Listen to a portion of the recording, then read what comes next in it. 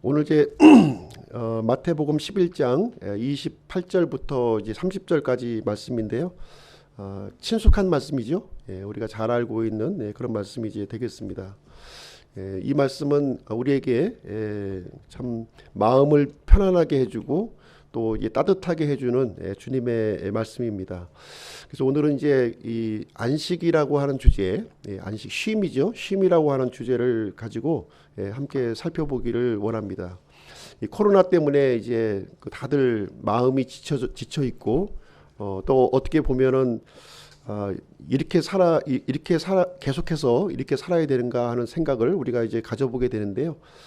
이렇게 긴 이런 이 고난이 지속될 때 이제 짧은 고난은 우리가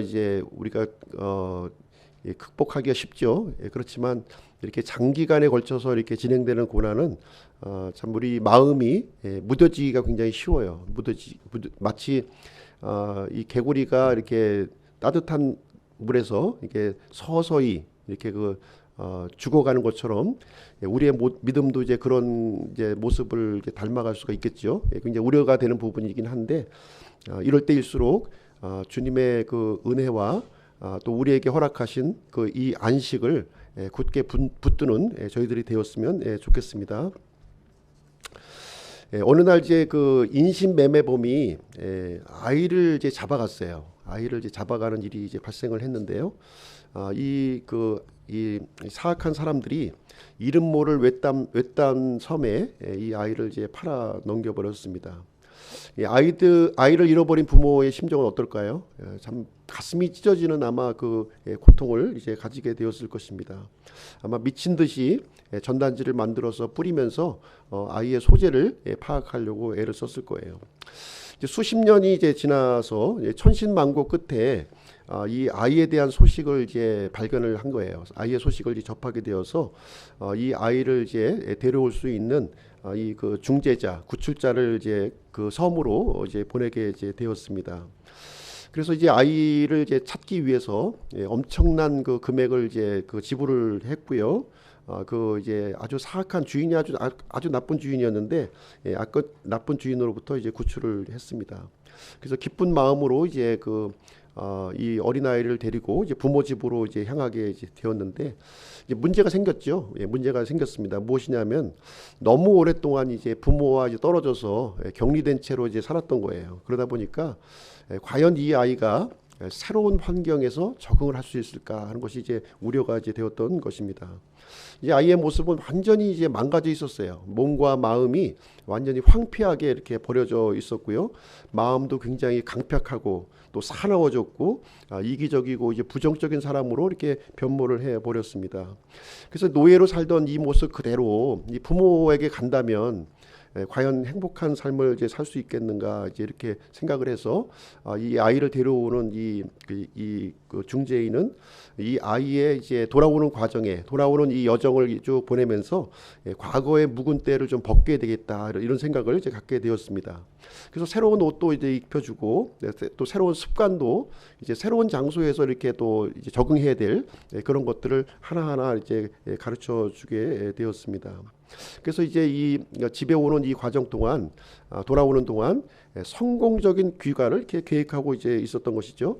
그러면서 이제 먼저 이제 모든 것이 이제 낯설고 모든 것이 이제 새로운 것이기 때문에 자신이 직접 이렇게 본보기를 보여주면서 이제 새로운 환경, 이제 노예로서의 삶이 아니라 이제 새로운 환경에서 살아갈 수 있는 것들을 이제 하나하나 이제 가르쳐 주게 되었습니다. 굉장히 지혜롭게 이분이 이제 진행을 해서 억지로 이제 강요하지 않았고요. 정상적인 모습으로 이제 돌아오도록 이렇게 노력을 하게 되었습니다. 우리도 이제 구원받기 전에는 사실 이제 마귀의 노예로 우리가 이제 살고 있었던 것이죠. 마귀의 노예로 이렇게 살고 있었습니다. 수고하고 무거운 짐을 지면서 우리가 이제 살았었는데 구출자가 이제 오셨습니다. 그 구출자는 이제 다름 아닌 예수 그리스도신 것이죠. 그래서 예수님은 이제 어떤 분이시냐, 우리의 구출자로 오신 예수님은 과연 어떤 분이시냐, 이분은 많은 사람 중에 한 분이 아니라는 거예요. 한 분이 아니고 또 많은 신 중에 한 신도 아니라고 하는 사실이죠. 이 우리의 구출자로 오신 예수 그리스도는 어떤 분이시냐면 하나님의 유일한 독생자시다. 이렇게 성경은 우리에게 가르쳐 주고 있습니다. 그래서 오늘 이제 본문 말씀 3절을 이제 읽었는데요. 이 말씀을 통해서 예수님은 안식으로 우리를 초대를 하고 계신 거예요. 안식으로 우리에게 초대를 하고 있다. 이렇게 얘기를 해주고 있습니다. 그래서 오늘 아침에 이제 말씀의 제목을 참된 안식의 여정이라는 제목으로 오늘 이제 말씀을 전해드리도록 하겠습니다. 그래서 우리에게 안식을 주기 위한 참된 안식을 주시기 위한 하나님의 계획은 과연 어떤 것인가 하는 것을 우리가 이 오늘 본문 말씀을 통해서 살펴보도록 하겠습니다. 하나님께서 계획하신 안식은요, 첫 번째로 영의 안식이고요, 두 번째로 혼의 안식이고, 세 번째 그 몸의 안식으로 이렇게 계획을 해 주셨습니다. 첫 번째 그 영의 안식을 우리에게 주셨는데요. 영의 안식에 대해서 먼저 살펴보도록 하겠습니다. 이 영의 안식이라고 하는 것은 무엇이냐면 이 죄와 연관이 돼 있는 거예요.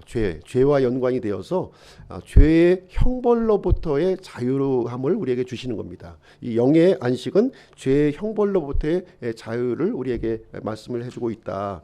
그래서 28절 말씀을 보면 28절은 그 내용을 우리에게 알려주고 있는 것입니다. 그래서 첫 번째 안식은 무엇이냐?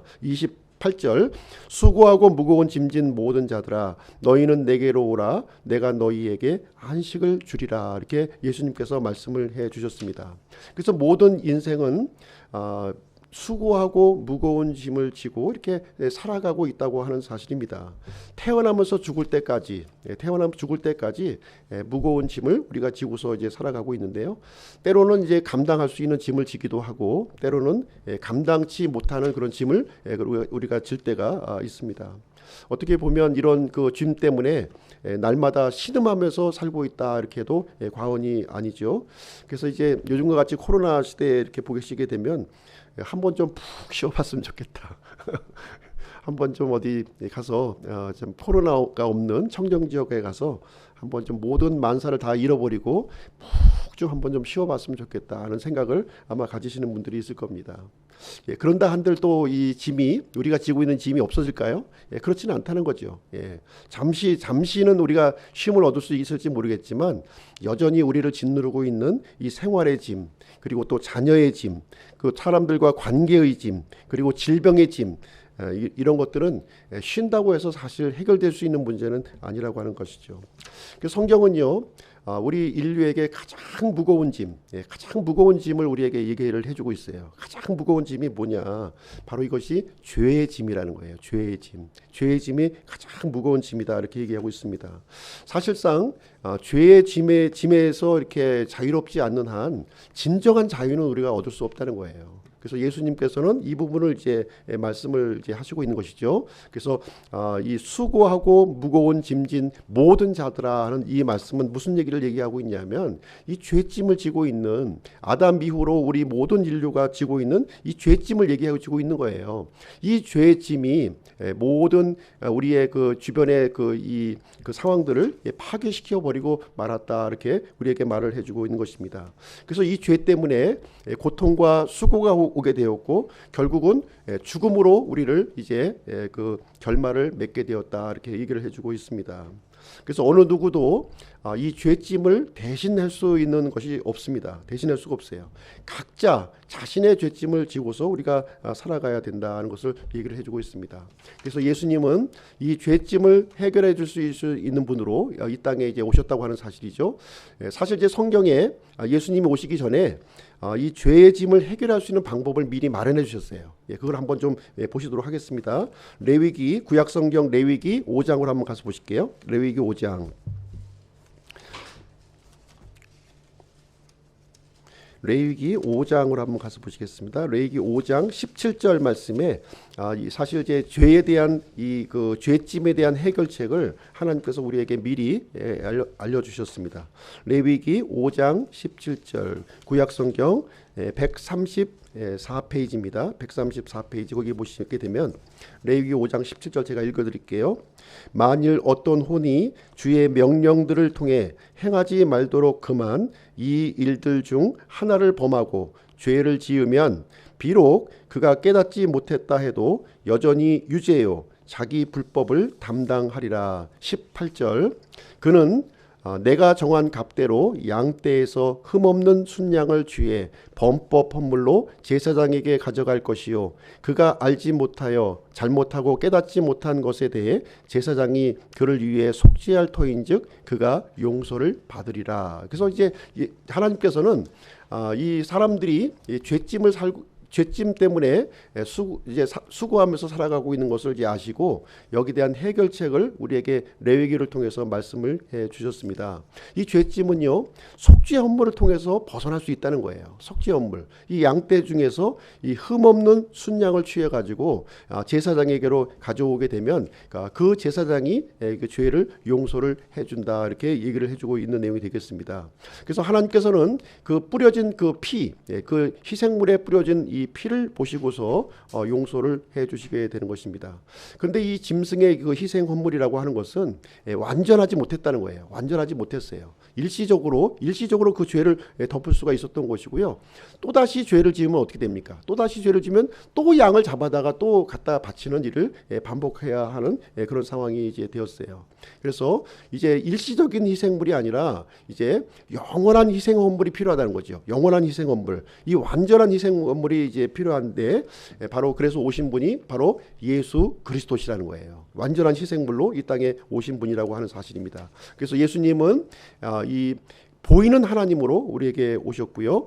죄인들을 위한 참된 희생물로 우리에게 오셨다, 이렇게 얘기를 해주고 있는 것입니다. 그래서 침례자 요한은 이제 예수님을 보고 이렇게 이제 얘기를 했습니다. 요한복음 1장 29절에 보시게 되면 세상 죄를 제거하시는 하나님의 어린 양을 보라. 예수님을 가리켜서 하나님의 어린 양이라고 이렇게 얘기를 한 거예요. 이 하나님의 어린 양이라고 하는 뜻은 무엇을 얘기해주고 있냐면 이 모든 인류의 죄를 이렇게 단번에 제거해 주실 수 있는 영원한 헌물, 완전한 헌물이 되어 주신다 하는 얘기를 우리에게 알려주시고 있는 내용이 이제 되겠습니다. 그래서 우리가 참된 안식을 얻기 위해서는 우리가 이제 죄의 짐을 이제 벗어야 되는데, 죄의 짐을 벗기 위해서는 속죄 헌물이 필요하다고 하는 사실이죠. 완전히 벗기 위해서는 바로 예수님을 통해서 우리가 이 죄짐을 벗을 수 있다, 이제 이렇게 우리에게 얘기를 해주고 있는 내용이 이제 되겠습니다. 그래서 누구든지 예수님을 믿게 되면 우리는 죄의 짐을 벗어날 수 있다는 거예요. 그래서 예수님께서 이 모든 인류를 향해서 지금 초청의 메시지를 지금 하고 있는 거예요. 초청의 메시지. 수고하고 무거운 짐진 모든 자들아 나에게 오라, 이렇게 초청의 메시지를 해주고 있는 것입니다. 누구든지 이 초청의 메시지를 들고 예수님 앞에 나아가서 십자가 밑에 자기의 죄짐을 이렇게 내려놓게 되면 예수님께서는 그 죄를 이제 용서해 주시고 그 짐을 벗겨 주신다고 이렇게 우리에게 약속을 해 주시게 되었습니다. 그래서 우리가 죄 용서 받는 것은 우리가 열심히 노력해서 받는 것이 아니라 예수님의 공로를 통해서 우리가 죄 용서를 받는다고 하는 사실을 우리에게 얘기를 해주고 있는 것이죠. 그러면 이제 예수님의 공로를 어떻게 이제 나의 공로로 이제 만들 수 있는가 하는 거예요. 성경에서는 뭐라고 예수님께서 이루신 공로를 나의 공로로 만들어야 되는데, 그러기 위해서는 어떻게 해야 되는가? 그 방법을 우리에게 알려주셨는데, 우리의 어떤 선행이라든가 구제라든가 어떤 의식이라든가 이런 것을 통해서 이루어지는 것이 아니고, 예수님의 공로를 나의 공로로 받기 위해서는 단 한 가지 조건을 우리에게 말씀해 주고 있는 거예요. 회심이라는 방법을 우리에게 주신 겁니다. 회심을 통해서만이 예수님의 공로를 나의 공로로 이렇게 받을 수 있는 거예요. 그래서 회심이라고 하는 것이 이제 무슨 얘기냐면, 이제 그 두 가지의 돌이킴이 필요한 거예요. 회심이라고 하는 것은 두 가지의 돌이킴, 죄로부터의 돌이킴과 또 예수 그리스도를 향한 돌이킴이 있어야 되는 거예요. 단순히 죄를 자백하는 거 가지고는 안 돼요. 죄로부터 우리가 돌이키는 180도 돌이키는 일이 있어야 되는 것이고요. 그래서 어디를 향해야 돼요? 우리를 구원자로 오신 예수 그리스도에게로 돌이켜야 된다고 하는 사실. 그게 바로 회심이에요. 그게 회심. 그 회심을 얘기해 주고 있는 것입니다. 그래서 죄 용서를 받기 위해서는 가장 먼저 1단계로 필요한 것이 무엇이냐면 죄로부터의 돌이킴이 있어야 된다는 거예요. 내가 죄인이구나. 이 죄 때문에 내가 영원한 멸망에 들어갈 수밖에 없었구나 하는 사실을 알아야 된 거예요. 그 다음에는 이 죄로부터 나를 구원하실 분이 누구냐? 바로 예수 그리스도시라는 거예요. 영원한 희생물, 하나님의 어린 양으로 오신 그 예수님이라는 거예요. 그 예수님을 내가 붙들 때에 내 죄짐이 이제 벗어나게 된다는 것을 우리에게 얘기를 해주고 있습니다. 그래서 가장 중요한 것이 이제 예수님의 공로를 나의 공로로 받기 위해서는 이 죄로부터의 돌이킴이 가장 전제되어야 된다는 거예요. 죄에 대한 돌이킴이 없이 그냥 예수님을 내가 믿겠습니다 이렇게 했을 때는 예수님이 나의 주님이 되어 주시지 않는다는 거예요. 먼저 1차적으로 죄를 이제 내가 죄인인 것을 깨닫고 죄로부터 180도 돌이켜야 되겠다. 이 결단이 먼저 선결되어야 된다 하는 것을 얘기를 해주고 있는 내용이 되겠습니다. 그래서 이 내용을 이제 로마서에서는 어떻게 얘기를 해주고 있냐면 로마서 10장 9절 10절 통해서 우리에게 말씀해주고 있는 것이 무엇이냐면 이제 이렇게 얘기하고 있습니다. 내 마음속으로 믿으면 구원을 받는다는 거예요. 예. 이 마음이 중요하다는 거예요. 마음. 죄로부터 내가 돌이키려고 하는 마음. 예수 그리스도, 나를 위해서 희생물이 되신 예수 그리스도를 나의 주님으로 이렇게 받아들이려고 하는 마음이 굉장히 중요하다는 거예요. 이게 바로 회심이라는 거예요. 이 회심을 통해서 이제 내 안에 성령님께서 이제 임재하시게 되고 구원을 선물로 이렇게 허락해 주신다. 이 죄짐을 해결해 주신다는 거예요. 죄의 형벌로부터 내가 받아야 될 죄의 형벌을 이제 받지 않아도 되는 그러한 일이 이제 이루어진다 하는 것을 우리에게 얘기를 해주고 있습니다. 그래서 하나님은 이 죄 때문에 죄가 너무 중요한 줄 아시기 때문에 이 죄 때문에 아들 하나님을 십자가에 내어 주신 거예요. 그렇죠? 그래서 우리를 또 너무 사랑하시기 때문에 이 아들을 죽이시기까지 우리를 사랑하셨다는 사실을 우리가 이제 기억해야 할 필요가 있는 것입니다. 그래서 28절 말씀에서 수고하고 무거운 짐진 모든 자들아 너희는 내게로 오라 내가 너희에게 안식을 주리라는 이 첫 번째 안식은 죄의 형벌로부터 자유함을 얻는 그 안식이구나 이런 사실을 우리가 이제 이해를 할 필요가 있는 것입니다. 그래서 이제 이 회심을 하게 되면 우리를 이제 구원을 주시게 되는데요. 그때 이제 성령님이 우리 안에 내주하시는 거예요. 그렇죠? 그것을 뭐라고 그럽니까? 그것을 성령님의 내주하심, 그리고 중생, 다시 태어남, 위로부터 태어남, 성령님으로 태어남 이런 표현을 우리에게 해주고 있는 내용이 되겠습니다. 특별히 고린도후서 5장 17절에 보시게 되면 이제 우리를 새로운 창조물이 되었다 이렇게 얘기를 해주고 있는 거예요. 이 부분은 어떤 영역이에요? 우리 사람에게서 내 몸이 새로운 창조물이 된 것이 아니고 내 혼이 새로운 창조물이 된 게 아니에요. 내 영이 하나님과 단절되었던 영이 이제 하나님의 영으로 말미암아 새롭게 출생하게 되었다는 거예요. 그것을 얘기를 해주고 있는 것입니다. 이 안식을 얘기하고 있는 거예요. 하나님과 분리되었던 이 영이 하나님과 연합된 영이 되었다. 이제 이 얘기를 해주고 있습니다. 그래서 참된 안식의 여정을 우리가 이제 진행하게 되는데요. 하나님 앞에 그래서 첫 번째 단계가 바로 이 영의 안식이라는 것이죠. 영의 안식, 죄의 형벌로부터 이제 그 안식을 얻는 것을 얘기를 해주고 있습니다. 이 단계에서 제일 중요한 것이 무엇이냐면 첫 번째 안식을 얻기 위해선 회심이 있어야 된다는 거예요. 회심. 과연 내가 회심을 했는가? 이것을 한번 좀 점검을 해봐야 되는 것이고요. 회심이 없다면 하나님의 구원을 우리가 누릴 수도 없는 것이고 하나님의 안식도 우리가 누릴 수가 없다는 것을 여기서 말씀을 해주고 있습니다. 회심하지 않고서 이렇게 교회에 나오시고 또 성경을 읽으시고 또 기도를 하시고 아무 소용이 없다는 거예요. 아무 소용이 없어요. 하나님이 받지 않으세요. 일단 회심을 해야만 그 다음에 하나님께서 나머지 모든 것들을 우리에게 받아주시게 되는 것입니다. 자, 그러면 이제 두 번째 여정을 한번 좀 말씀드릴게요. 두 번째 여정인데요. 두 번째 여정은 29절 30절에 이제 기록되어 있는 거예요. 29절 30절에 두 번째 안식을 우리에게 얘기를 해주고 있는 건데 이 두 번째 안식은 뭐냐면 혼의 안식을 우리에게 알려주고 있습니다. 혼의 안식, 영의 안식을 받았다면 이제 두 번째로 혼의 안식을 받아야 되는 거예요. 혼의 안식은 뭡니까? 죄의 이 세력으로부터 우리가 자유함을 얻는 거예요. 죄가 예수님이 십자가에서 이제 이루신 일은 죄의 형벌, 내가 받아야 될 죄의 형벌을 대신 받아주신 거죠. 죄가 없어진 게 아닙니다. 죄는 여전히 존재하는데 이제 죄의 세력으로부터 우리를 자유하게 해주는 안식, 바로 이 안식이 두 번째 안식이요 혼의 안식이다 이렇게 얘기를 해주고 있는 건데요. 29절 30절이 그 내용을 우리에게 가르쳐주고 있는 내용이 되겠습니다. 29절 30절 나는 마음이 온유하고 겸손하니 너희 위에 내 멍에를 메고 내게 배우라. 그리하면 너희가 너희 혼을 위한 안식을 찾으리니 내 멍에는 쉽고 내 짐은 가벼우니라 하니라. 그래서 이 두 번째 안식은 무슨 안식이에요? 혼을 위한 안식이구나. 이제 이 얘기를 해주고 있는 내용이 이제 되겠습니다.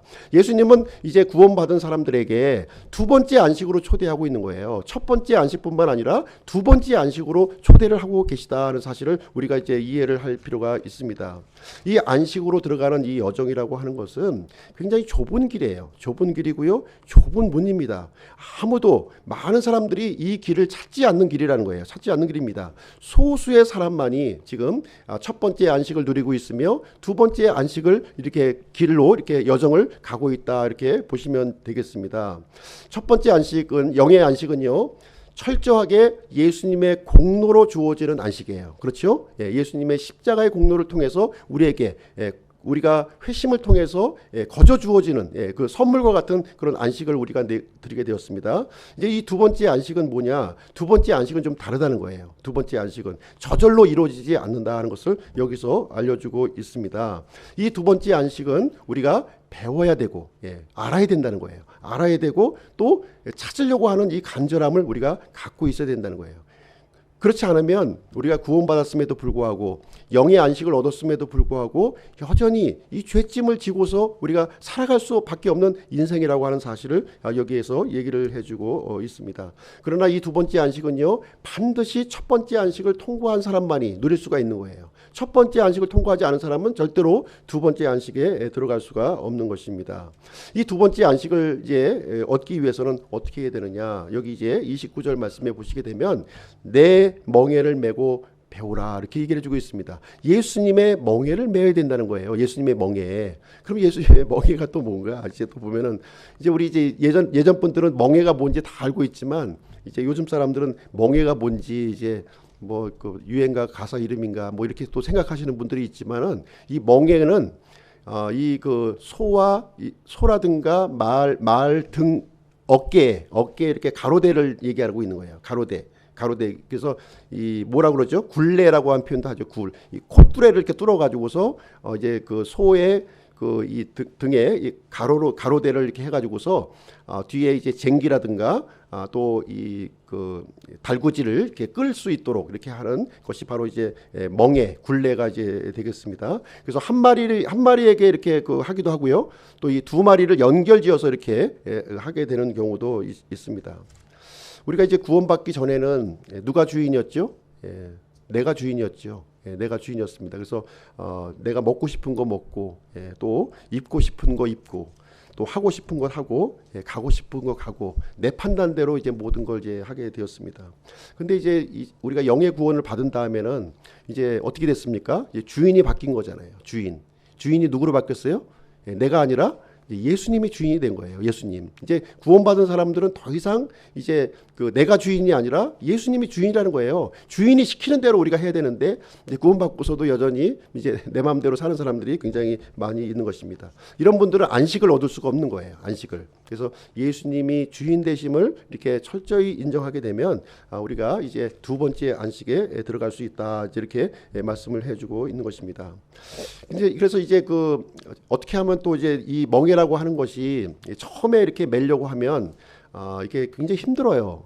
소라든가 말도 처음에 이렇게 멍에를 좀 이렇게 매려고 그러면 아주 그냥 뭐 발광을 치는 거예요. 발광을. 아주 거추장스러운 거죠. 거추장스러워 가지고 발광을 치고 나 그거 뭐 내가 왜 그걸 매야 돼 하면서 이렇게 막 하게 됩니다.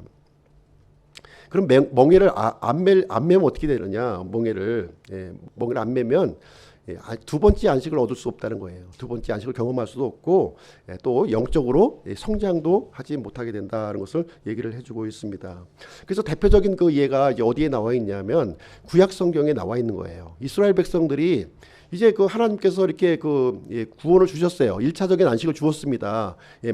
마귀로부터 이렇게 구출해 주셨어요. 그 이집트 파라오로부터 구출을 해줬습니다. 그런데 이 이스라엘 백성들이 이제 두 번째 이 멍에를 메워야지만 이제 그 두 번째 안식에 들어가는데 그 멍에를 안 메려고 발버둥을 치는 거예요. 발버둥을. 예, 그 내용이 이제 한번 좀 찾아보도록 하겠습니다. 신약 성경 고린도전서 10장 한번 가서 보실게요. 고린도전서 10장. 고린도전서 10장. 이스라엘의 그 역사를 간략하게 여기 좀 소개해주고 있는데요. 예, 고린도전서 10장 신약 성경 256페이지 한번 보시겠습니다. 256페이지. 좀 이제 길긴 한데요. 우리 스토리니까 한번 읽어 나가시면 될 것 같습니다. 10장 1절부터 한번 제가 읽어 드리도록 하겠습니다. 10장 1절. 또한 형제들아 내가 이것을 너희가 모르기를 원치 아니하노니 곧 우리 조상들이 다 구름 아래 있고 모두 바다를 지나가며 모두가 구름과 바다 속에서 모세에게로 침례를 받고 모두가 같은 영적 음식을 먹으며 모두가 같은 영적 음료를 마셨느니라. 그들이 자기들을 따라가던 영적 반석으로부터 마셨는데 그 반석은 누구예요? 그리스도였느니라. 이렇게 얘기를 해주고 있습니다. 그래서 이 이스라엘 백성들은 이렇게 이 파라오로부터 이렇게 탈출을 한 거죠. 구원을 받은 거예요. 영적인 안식을 얻게 된 것입니다. 그러면서 이제 그 두 번째 안식 과정을 얘기해주고 있는데요. 5절부터 한번 제가 읽어드릴게요. 5절. 그러나 하나님께서 그들 중에 많은 사람들을 매우 기뻐하지 아니하셨으므로 그들이 광야에서 쓰러졌느니라. 이제 이런 일들이 우리의 본보기가 되었으니 이것은 그들이 탐한 것 같이 우리도 악한 것들을 탐하지 아니하게 하려 함이라. 그들 중에 어떤 자들과 같이 너희는 우상 숭배자가 되지 말라. 이것은 기록된 바 백성이 앉아서 먹고 마시며 일어나서 뛰놀더라 함과 같으니라. 그들 중에 어떤 자들이 음행하다가 하루에 2만 3천 명이 쓰러졌으니 우리는 그들과 같이 음행하지 말자. 또한 그들 중에 어떤 자들이 그리스도를 시험하다가 뱀들에게 멸망을 당하였으니 우리는 그들과 같이 시험하지 말자. 또한 그들 중에 어떤 자들이 불평하다가 파멸시키는 자에게 멸망을 당하였으니 너희는 그들과 같이 불평하지 말라. 이제 이 모든 일은 그들에게 본보기로 일어났으며 또 그것들은 세상의 끝을 만난 우리를 훈계하기 위해 기록되었느니라. 그런즉 스스로 서 있는 줄로 생각하는 자는 넘어지지 않도록 주의할지니라. 이렇게 얘기하면서 이제 이스라엘이 이제 그 두 번째 안식을 들어가려고 하는데요. 이 멍에를 매는 걸 싫어하는 거예요. 이 멍에를 매기를 싫어하고 여전히 이집트에서 살았던 그 생활 방식, 그것이 내가 좋아, 그것이 내 취향이야 하면서 여전히 이집트의 생활 방식에 빠져 있는 모습을 여기서 얘기를 해주고 있는 거예요. 탐욕을 부리고요, 우상 숭배를 하고 음행을 하고 원망의 시험을 하고 불평불만을 하게 되는 그러한 일을 이제 하게 됐습니다. 이것이 뭐냐면은 바로 이집트의 이 뿌리를 두고 있는 이 악한 쓴뿌리라는 거예요. 쓴뿌리.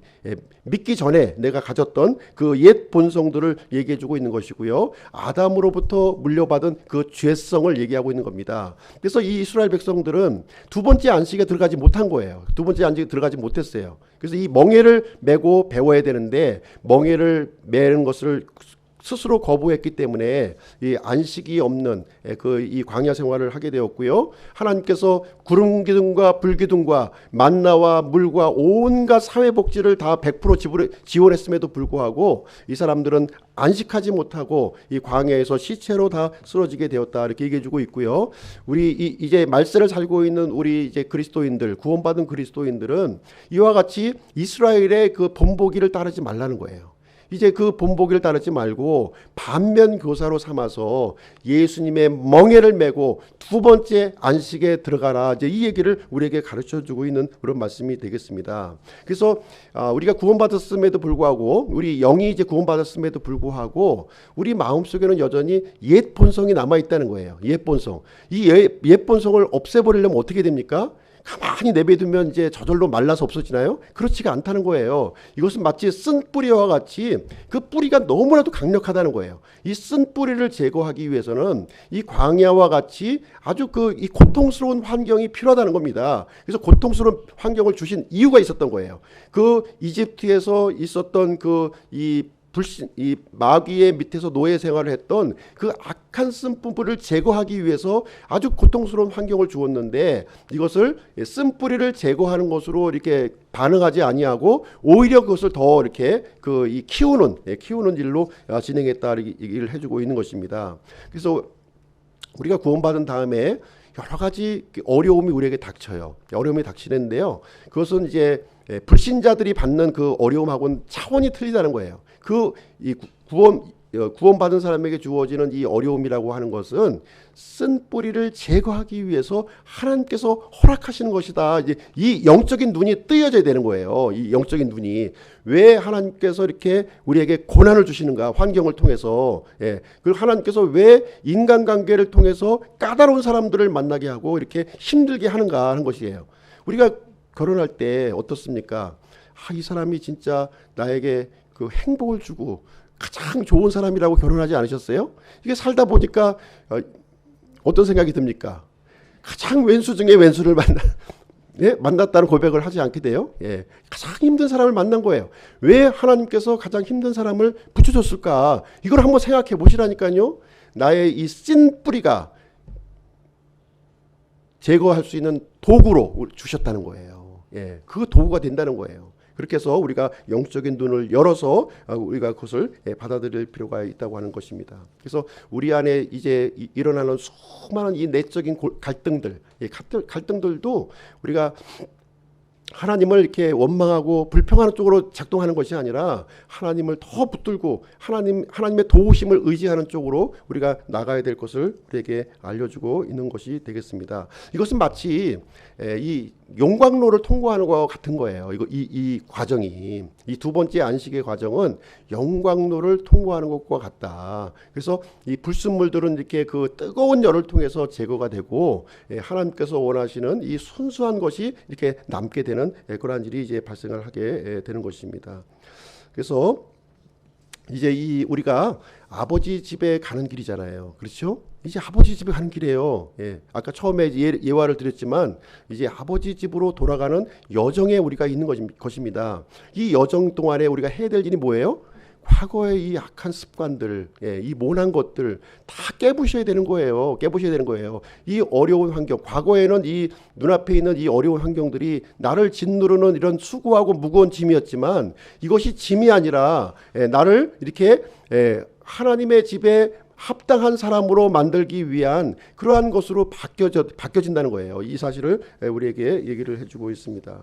그래서 우리가 살아가는 동안에 이런 것들을 한번 좀 뿌리채 내가 뽑고 하나님 앞에 서야겠다, 이런 결정을 좀 하시면 굉장히 우리 어려운 일들을 우리가 긍정적으로 기쁜 마음으로 우리가 받아들일 수 있다, 이렇게 얘기를 해주고 있습니다.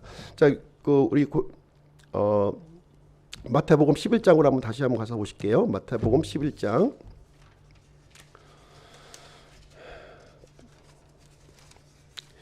그래서 두 번째 안식은 이제 굉장히 중요하고요. 중요하고 굉장히 긴 과정입니다. 긴 여정이에요. 굉장히 중요한 겁니다. 굉장히 중요한 내용을 얘기해주고 있고요. 그래서 어떻게 그러면 이제 우리가 예수님의 멍에를 메고 우리가 배울 수 있는가 하는 것 세 가지를 한번 요약해서 말씀을 드리도록 하겠습니다. 첫 번째는 온유하고 겸손하라는 거예요. 예수님은 온유하고 겸손했다, 이렇게 얘기를 해주고 있는 건데, 그럼 예수님을 따르는 우리도 온유하고 겸손한 성품을 가지라, 이렇게 얘기를 해주고 있습니다. 우리가 믿음 생활을 하면서 이제 가져야 될 가장 중요한 덕목이 뭐냐면 온유함과 겸손함이에요. 이 두 가지를 꼭 우리가 붙들고 이 성품을 키워나가야 돼요. 이 성품, 온유하고 이렇게 겸손한 성품을 우리가 키워나가야 됩니다. 만약에 우리가 믿음 생활하면서 이렇게 마음이 좁아지고 내가 교만한 마음을 품고 있다면 내가 뭔가 잘못됐구나, 지금 방향이 잘못됐구나 하는 것을 점검을 해봐야 되는 거예요. 그렇죠? 우리가 겸손하고 온유한 마음을 갖는 쪽으로 우리가 반응을 해야 된다는 것을 얘기를 해주고 있습니다. 예수님의 예를 이제 들어보면, 이제 예수님은 이 땅에 오셔서 죄인들과 세리들과의 친구가 되어 주셨어요. 그래서 사람들이 막 예수님을 비판했죠. 왜 랍비가 선생이라는 사람이 이 죄인과 세리 창녀들과 이렇게 함께하냐? 그리고 왜 먹기를 탐하냐, 이제 이런 식으로 이제 비난을 굉장히 이제 많이 했습니다. 같이 식사하고 같이 어울리고 같이 대화를 하셨어요. 그런데 예수님이 그 이 세리들과 창녀들의 이 죄를 용납하신 겁니까? 용납하신 건 아니에요. 용납하지 않으셨습니다. 용납하지 않으면서 그들과 함께 하시는 모습을 예수님은 보여주었다고 하는 사실입니다. 예수님은 죄인들과 함께 하셨지만 부패하지 않으셨고 절대로 오염되지 않으셨다. 오히려 그 사람들을 어떻게 인도했어요? 진리의 길로, 이렇게 구원의 길로 인도하셨다는 것을 우리는 볼 수가 있습니다. 그 일을 위해서 예수님은 어떤 모습을 보여주셨습니까? 예수님은 스스로 이렇게 자신을 낮아지셨어요. 하늘보다 높으신 분이신데 낮아지는 모습을 이렇게 보여주셨고요. 또 자신의 몸을 이렇게 희생시켰었어요. 희생을 시키시고, 그리고 다른 사람을 또 섬기시고, 또 이 고난당하는 일을 직접 자처하시는 그러한 일을 감당했다는 것을 우리는 생각해 볼 수가 있습니다. 이런 것을 통해서 온유함과 겸손한 성품이 이렇게 이제 이루어졌습니다. 그래서 우리는 이런 모습과는 좀 거리가 먼 사람들이죠. 그렇죠? 이런 모습과는 이건 내 스타일이 아니야. 온유하고 겸손한 건 내 스타일 아니야. 근데 이것이 있어야만 우리가 이 예수님의 멍에를 매는 거예요. 예수님 멍에. 그래서 이것이 부족하다면 이 온유함과 겸손함을 좀 제발 저에게 허락해 주시옵소서 하고 주님 앞에 매달리고 기도해야 되는 거예요. 가장 중요한 이 기도 제목입니다. 가장 기도한 우리가 우선적으로 기도해야 될 제목이 좀 저에게 이 온유함과 겸손함의 성품을 이렇게 부어주시라고, 주님의 그 성품을 공유하게 해달라고, 그 간절한 기도가, 눈물 흘리는 기도가 우리가 있어야지 이 쓴뿌리가 없어지지요. 그렇지 않으면 안 없어져요. 절대로. 우리는 천성적으로 교만한 사람이고요, 천성적으로 아주 이 온유함하고는 거리가 먼 사람들이거든요. 이렇게 매정한 사람들이에요. 그래서 우리가 주님께 이것을 기도해야 하리라고 생각을 합니다. 두 번째는 멍에를 매라는 거예요. 멍에. 그렇죠? 멍에, 아까 이제 말씀을 이제 드렸습니다. 그럼 멍에를 맨다고 하는 것은 무슨 뜻이냐? 이제 뭐 물리적인 멍에를 이제 매는 것을 얘기하는 것은 아니고요. 멍에를 맨다는 뜻은 무엇이냐면은 내가 예수님 안으로 들어간다 하는 것으로 얘기하시면 돼요. 예수님 안으로 내가 들어간다. 이렇게.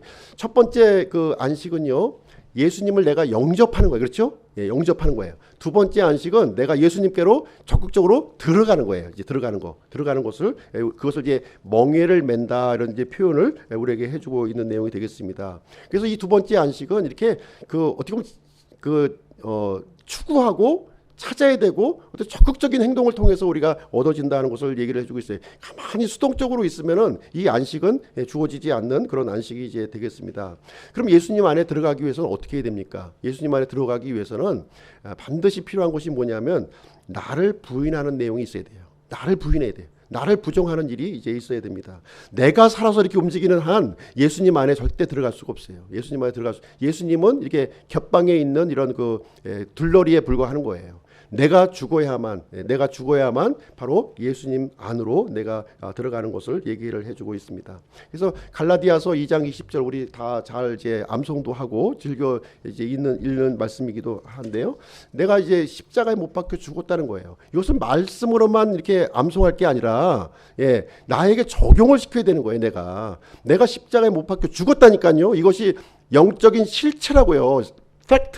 팩트. 죽었대. 죽은 사람은 반응하지 않는다는 겁니다. 내 주장이 없는 거예요. 난 주장이 없는 사람인데 자꾸 살아서 이제 움직이니까 예수님 안으로 내가 들어갈 수가 없는 일이 이제 발생하게 됩니다. 그래서 내가 예수님을 영접했을 때, 죄짐을 내가 이 십자가에 내려 놓았을 때 나는 죽어버린 거예요.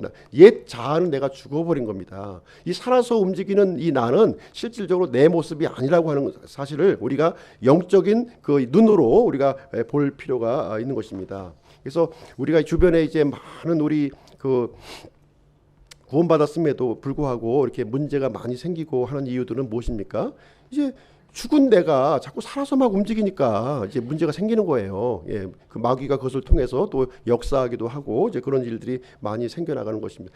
나는 죽었지. 십자가에서 죽었어. 죽은 자야. 이것을 얘기를 할 때 주님이 사시는 거예요. 내 안에서 주님이 사시도록 해야지 자꾸 내가 살아서 그냥 막 움직이게 되면 이것은 그 분쟁과 불화와 이런 그 쓴뿌리들이 더 강력하게 자랄 수 있도록 이렇게 토양을 만들어주는 것과 같다, 이렇게 볼 수가 있는 것입니다. 그래서 로마서 6장을 보시게 되면 내가 죽는 방법에 대해서 잘 설명해 주고 있어요. 로마서 6장을 한번 지금 읽을 시간은 없고요. 한번 집에 가서 한번 쭉 읽어보시면 내가 죽는 방법이 무엇인가 하는 것이 거기에 기록이 되어 있습니다. 어떻게 되어 있냐면 내가 예수님과 함께 십자가에 죽었다는 거예요. 예, 내가 십자가에 죽었는데 이 죽은 거를 먼저 알아야 된다는 거예요. 알아야 된다. 이걸 모르면 안 되는 거예요. 내가 십자가에 죽은 사실을 영적으로 죽었다는 거예요. 내 육신이 죽었다는 것이 아니라 예수님을 내가 믿는 순간 이제 예수님과 나는 이제 십자가에서 죽었다. 장사가 지냈다는 거예요. 이 사실이 영적인 팩트요 사실이라는 것을 알아야 된다는 거예요. 첫 번째는 알아야 된다. 그리고 알았다면 그 다음에 어떻게 해야 돼요? 두 번째는 여겨야 된다는 거예요. 죽었으니까 아는 것으로 끝나는 것이 아니라 실질적으로 내가 여기는 거예요. 반응을 보이지 않는 거예요. 반응을 보이지 않고 세 번째로는 어떻게 하느냐? 나를 이제 의의 병기로 틀이라는 거예요. 이제 불의의 병기로 들이지 말고 의의 병기로 이렇게 적극적으로 들여나가라. 그러면은 이제 그 나를 부인하고 나를 죽고 예수님 안으로 이렇게 들어가서 사는 그런 삶을 얘기해 주는 내용이 이제 되겠습니다. 세 번째는 이제 배우라는 거예요. 배우라. 여기서 이제 배우라, 이제 멍에를 메고 배우라 그랬잖아요. 예수님께서 배우라 그랬는데 이 배우라고 하는 것은 이제 뭐 교리 공부하고 뭐 신학을 공부하고 아주 성경의 아주 그 깊은 뜻을 배우라고 하는 뜻이 아닙니다. 이거는 이걸 배우라고 하는 것은 이 성경 전체에서 흐르고 있는 핵심 사상을 우리가 배우라는 거예요. 하나님께서 가장 강조하시고 있는 핵심 사상이 있어요. 성경 전체 신구약 성경을 통해서 이렇게 흘러가고 있는 중심 사상이 있다니까요. 그 중심 사상을 배우라는 겁니다. 그것을 배우고 그 다음에 이제 필요하면 교리 공부도 하고 말씀 공부도 하는 거예요. 이 중심 사상이 안 돼 있는 상태에서 교리 공부하고 말씀 공부하면 어떻게 되냐면은 교만한 사람이 되는 거예요. 교만한 사람. 마음이 딱딱한 사람이 된다는 것이죠. 이 교리 공부와 말씀 공부 전에 배워야 될 중요한 중심 사상을 좀 한번 제가 말씀을 드리도록 하겠습니다. 신명기 4장 10절 한번 가서 볼게요. 신명기 4장 10절. 신명기 4장 10절. 신명기 4장 10절. 구약성경 235페이지입니다. 235페이지. 235페이지.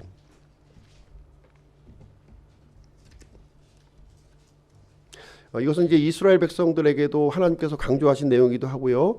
신약 성경에서 우리 그리스도인들에게도 동일하게 강조되는 그런 내용이 이제 되겠습니다. 신명기 4장 10절 제가 읽어드릴게요. 특히 내가 호렙에서 주운 네 하나님 앞에 섰던 날에 주께서 내게 말씀하시기를 나를 위하여 백성을 함께 모으라. 내가 그들로 하여금 내 말들을 듣게 하며 그들이 땅에서 사는 모든 날 동안 나 두려워하기를 배우게 하며 자기 자녀들에게 가르치게 하려 하노라 하셨으므로 신명기 4장 10절 말씀을 보시게 되면 세 가지를 여기서 이제 이스라엘 백성들에게 강조하고 있어요. 무엇입니까? 평생 동안 이 하늘 아래 땅에서 살아가는 동안 해야 될 가장 중요한 것 세 가지를 여기서 얘기를 해주고 있습니다. 그것은 뭐냐면 하나님의 말씀을 들으라는 거예요. 하나님의 말씀을 들으라. 하나님의 말씀을 들으라고 하는 것은 귀로 들으라는 것이 아니라 청종하라는 거예요.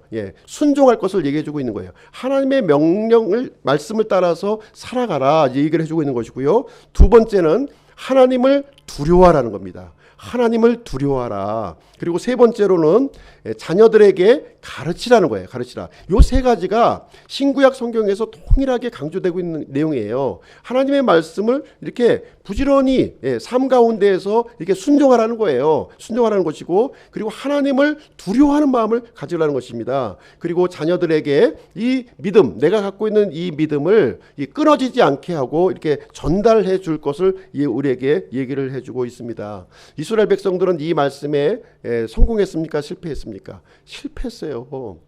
다음 때에 전달하는 것을 실패했습니다. 하나님 두려워하는 것을 실패했어요. 하나님의 명령에 순종하는 것을 실패했습니다. 그래서 우리 그리스도인들도 이스라엘 백성과 같이 동일한 이런 실수를 범하지 말라 이 얘기를 하시기 위해서 이 구약 성경을 기록했다니까요. 우리한테 그 반면 교사로 삼으라고 그대로 이스라엘의 모습을 그대로 따라하라고 기록한 게 아니라 그렇게 하지 말라고 한 거예요. 이스라엘 백성 보면은 제대로 한 거 하나도 없어요. 그걸 그대로 따라하는 것이 아니라 이 반대로 정반대로 하면은 되는 것입니다.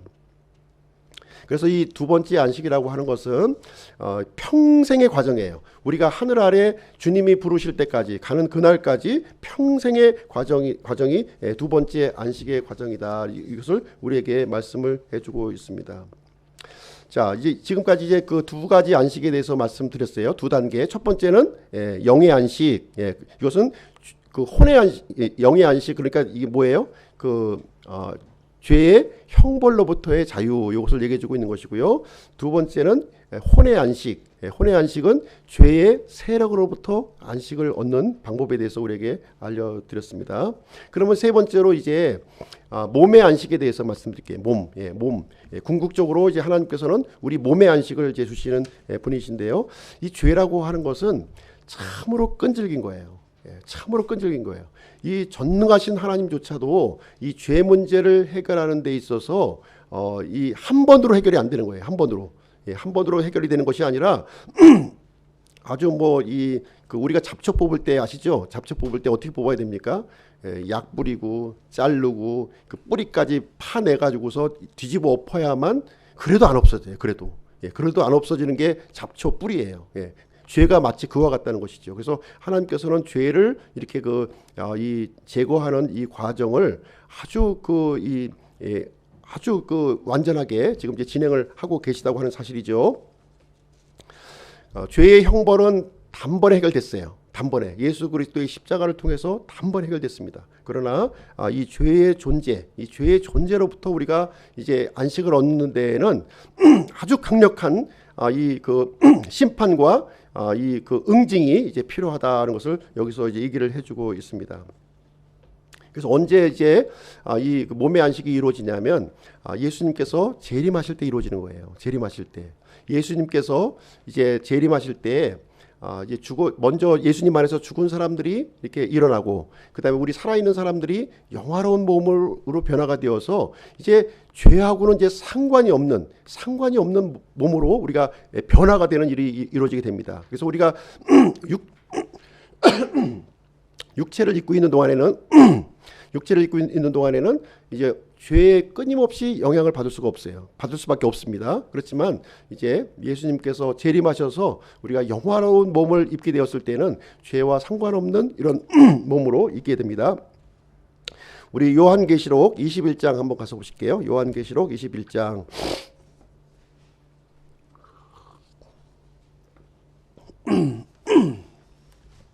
요한계시록 21장 4절부터 7절까지 말씀입니다. 요한계시록 21장 4절부터 7절까지 신약성경 392페이지입니다. 392페이지 4절부터 7절 제가 읽어드릴게요. 또 하나님께서 그들의 눈에서 모든 눈물을 씻어 주시리라. 다시는 사망이 없고 슬픔도 울부짖음도 없으며 또 아픔도 다시는 없으리니 이는 이전 것들이 지나갔기 때문이라 하더라. 왕좌에 앉으신 분께서 이르시되 보라 내가 모든 것을 새롭게 하노라 하시고 또 내게 이르시되 이 말들은 참되고 신실하니 기록하라 하시며 또 내게 이르시되 다 이루어졌도다. 나는 알파와 오메가요 시작과 끝이라. 내가 목마른 자에게 생명수의 샘에서 값없이 주리라. 이기는 자는 모든 것을 상속받으리니 나는 그의 하나님이 되고 나는 그의 아들이 되리라. 이제 최종적인 이제 안식을 주는 장면이 여기에 기록이 되어 있는데요. 다 이루어졌도다. 다 이루어졌도다 하는 말이 성경에 3번 기록하고 있어요. 3번. 어디에서 기록하고 있냐면 첫 번째는 창세기 2장 1절 말씀해 보시게 되면 하나님께서 6일 동안 온 천지 만물을 다 이렇게 창조하시고요. 그 모든 것들이 이렇게 다 이루어졌도다 이렇게 말씀을 해주셨어요. 모든 군대가 완성되니라 이렇게 얘기했는데 영어로는 이제 finish에 모든 것이 다 이루어졌다는 거예요. 하나님의 창조 사역이 완벽하게 다 이루어졌다 이렇게 말씀을 해주고 있는 것이죠. 그래서 하나님께서는 우리 사람들을 향하여 어떻게 말씀하셨냐면 다산하고 번성하고 땅에 충만하라고 이렇게 말씀을 해주셨어요. 그런데 이 사람이 그 하나님 앞에 범죄를 했잖아요. 범죄를 했습니다. 죄가 들어온 거예요. 이 죄를 이제 제거를 하기 위해서 이제 긴 과정이 필요한 겁니다. 긴 과정이 이제 하나님께서 계획하셨던 이방인의 충만한 숫자가 들어오기까지는 이 긴 사람은 죽고 또 태어나고 죽고 태어나고 하는 과정이 연속적인 과정이 있기 때문에 이 충만한 숫자가 들어오실 때까지 하나님은 인내하시고 이 죄들을 이렇게 제거하시는, 궁극적으로 이제 예수님의 재림을 통해서 완성을 하시게 되는 내용이 이제 나오게 되는데요. 첫 번째는 창조 사역이 다 완성되었다 하는 것을 얘기를 해주고 있고요. 두 번째, 다 이루어졌다는 어디서 말씀을 해주고 있냐면 예수님께서 십자가에서 죽으실 때, 예수님께서 운명하실 때 다 이루었다 이렇게 말씀하시고 돌아가셨어요. 그리고 지금 오늘 읽었던 21장, 계시록 21장에 보시게 되면 여기서도 다 이루어졌도다. 이제 최종적으로 완전히 다 이제 이 죄의 이 문제를 다 해결되었음을 여기서 이제 얘기를 해주고 있습니다. 그래서 우리 구원받은 사람들은요, 이 첫 번째 안식과 두 번째 안식을 경험한 사람들은 이제 궁극적으로 세 번째 안식, 이 몸의 안식으로 우리가 이제 들어가게 된다 이렇게 얘기를 해주고 있습니다. 그때는 이제 우리가 완전한 영과 이 혼과 몸을 입고서 이제 하나님 앞에 서게 되는 일이 이제 발생하면서 이 안식의 여정이 완전히 이제 끝나는 거예요. 영원한 안식으로 우리가 이어지게 되는 것입니다. 그래서 히브리서에 보시게 되면 이제 우리에게 남아있는 이 영원한 안식에 대해서 우리에게 기록해 주고 있는 것을 볼 수가 있습니다. 그래서 하나님께서는요, 참 이 쉼이 없는 우리 인류를 향해서, 쉼이 없는 인류를 향해서 완전한 안식을 이렇게 계획해 놓으셨다고 하는 사실입니다. 그래서 예수 그리스도의 십자가의 사역을 통해서 영의 안식을 얻게 되고요. 그 다음에 성령님의 사역을 통해서 혼의 안식을 우리가 이제 이루어 나가도록 이렇게 해주셨고요. 그 다음에 이제 예수님의 재림을 통해서 우리의 그 몸의 안식으로, 영원한 안식으로 들어가는 그 일을 우리에게 계획해 놓으셨다 하는 것을 우리에게 얘기해 주고 있습니다. 하나님께서는 그때는요, 모든 것을 선악간에 심판하시고요, 우리 하나님을 선택한 우리 믿는 사람들은 영원한 안식으로 인도해 주시게 될 것입니다. 자, 오늘 말씀을 통해서 우리가 적용할 교훈을 한번 같이 좀 살펴보도록 하겠습니다. 우리가 이제 그 두 번째 안식이 중요하다 이렇게 말씀드렸어요. 두 번째 안식, 이 혼의 안식이 중요한 겁니다. 이 혼의 안식을 통해서 하나님은 우리의 영을 새롭게 해주셨고요, 우리의 몸을 새롭게 해주실 거예요. 마음을 새롭게 하는 일은 이 땅에서 이루어지는 거예요. 이 땅에서 이루어지는 겁니다. 성령님의 도우심을 받아서 우리가 이루는 거예요. 우리 사람들이 이루는 겁니다. 이 땅에서 이루어진 것만큼 우리는 영원한 나라에서 쓰임을 받게 된다는 거예요. 무슨 얘기인지 아시겠습니까? 하나님께서 이 고달픈 인생을 왜 허락하셨느냐, 굉장히 중요하다는 거예요. 이제 영원한 나라에서 사용할 제목이 필요한데, 그 사용할 제목을 어떻게 사용하세요? 이 땅에 혼의 안식을 얼마큼 이루었느냐, 그것을 보시고서 그 재료로 삼으신다는 거예요. 아무것도 변한 게 없어. 구원을 받았는데 그런 사람은 어떤 용도로 쓰여지겠습니까? 어떤 용도로 쓰여지겠어요? 그냥 뭐 이렇게 길바닥 뭐 돌로 쓰여지는 거예요. 그러나 이 땅에서 이렇게 이 하나님께서 원하시는 대로 이렇게 아름답게 이렇게 그 변화된 사람들은 아주 고귀한 재료로 또 고귀한 또 쓰임으로, 이렇게 도구로 쓰임을 받게 될 것이다 얘기하는 겁니다. 그래서 우리가 주어진 이 삶의 기회는요, 굉장히 중요한 거예요. 그래서 젊었을 때부터 믿는 것이 또 중요한 거고요. 지금이라도 늦지 않은 거예요. 지금이라도 더 이렇게 질 높은 그런 우리가 헌신을 또 할 수가 있다는 것을 우리에게 알려주고 있는 것입니다. 그러기 위해서는 우리가 어떻게 해야 되느냐, 마음을 강팍하게 하지 말라는 거예요. 이스라엘 백성들이 했던 것처럼 이 마음을 강팍하게 하지 말라는 겁니다. 강팍하게 하지 말라는 거예요. 두 번째는요, 이스라엘 백성들처럼 불신의 본을 따르지 말라는 거예요. 불신의 본을 따르지 말라, 이 얘기를 해주고 있는 것이고요. 세 번째는 이제 우리의 구원자 대신 예수 그리스도의 발자취를 따라서 살아가라는 겁니다. 우리가 이 땅에 이 소중한 기회, 이 삶의 기회를 이제 우리의 본보기가 주어졌잖아요. 이스라엘은 그릇된 본보기였고 올바른 본보기로 예수 그리스도를 우리에게 주셨기 때문에 예수 그리스도의 발자취를 따라서 우리가 살아가야 될 것을 얘기해주고 있습니다. 마지막으로 우리가 베드로전서 2장 말씀 보시고 마치도록 하겠습니다. 베드로전서 2장 베드로전서 2장 21절, 신약성경 355페이지입니다. 355페이지. 2장 21절부터 25절 말씀을 읽어도록 하겠습니다. 참으로 너희가 심지어 그 일을 위해 부르심을 받았나니 그리스도께서도 우리를 위해 고난을 당하심으로 우리에게 본을 남기사 너희가 자신의 발자취를 따라오게 하셨느니라. 그분께서는 죄를 짓지 아니하시고 입에 교활함도 없으시며 욕을 당하시되 맞대어 욕하지 아니하시고 고난을 당하시되 위협하지 아니하시며 오직 의롭게 심판하시는 분에게 자신을 맡기시고 친히 나무에 달려 자신의 몸으로 우리의 죄들을 지셨으니 이것은 죄들에 대하여 죽은 우리가 살아서 의에 이르게 하려 하심이라. 그분께서 채찍에 맞음으로 너희가 고침을 받았나니 너희가 전에는 길 잃은 양 같았으나 지금은 너희 혼의 목자요 감독이신 분에게로 돌아왔느니라. 우리는 과거에 예수님을 믿기 전에 길 잃은 양이었어요. 길 잃은 양. 그래서 이제 영원한 멸망으로 갈 수밖에 없었던 저희들이었는데 이제 예수 그리스도께서 우리를 긍휼하게 여겨주셔서 자신의 몸을 들이시고 우리를 구원해 주셨다고 하는 거예요. 구원해 주신 자로, 구원받은 사람으로서 어떤 삶을 살아야 될 것이냐. 이제 구원받지 않은 사람처럼 내가 주인 노릇하면서 내 마음대로 이렇게 살아야 된다 이런 생각하지 말고 우리의 구원자, 우리의 혼의 감독자가 되신 이 예수 그리스도의 발자취를 따라가면서 살아가라. 이제 이 얘기를 간곡하게 지금 이제 베드로가 지금 우리 이제 신약 성도들에게 이제 간청하는 그런 말이 이제 되겠습니다.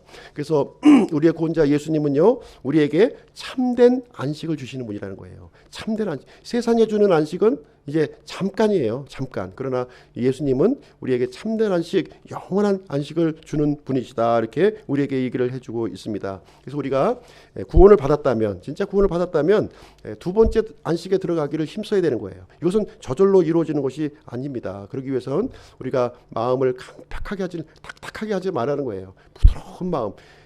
봄이 되면은 이제 땅도 보시게 되면 이제 얼었던 땅을 이렇게 뒤집어 엎어서 부드럽게 해야 이제 씨앗을 뿌릴 수가 있는 것이거든요. 그 딱딱한 마음에는 아무리 씨앗을 뿌려도 열매를 맺지 못해요. 그런 것처럼 강팍한 마음을 품지 말고 부드러운 마음을 가지라 이렇게 얘기를 해주고 있습니다. 과거에 믿지 않았던 그 죄악된 모습으로 돌아가서는 안 돼요. 들어가서 안 됩니다. 이제 옛사람은 우리가 벗어버리고 새 사람을 날마다 입어가는 저희들의 삶이 되어야 되겠습니다. 그래서 적극적으로 살아야 돼요. 사명감을 가지고 살아야 된다는 것입니다. 사명감.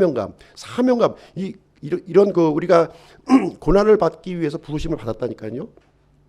고난 받고 우리가 멸망하라고 그런 것이 아니라 고난을 통해서 옛 쓴 뿌리들을 제거하고 예수님의 그 거룩한 성품을 우리가 입고서 하는 그런 일을 이제 그런 일로 우리가 부르심을 받았다. 이제 이 얘기를 해주고 있는 내용이 되겠습니다. 그래서 적극적으로 예수님을 따르는 저희들이 되었으면 좋겠습니다.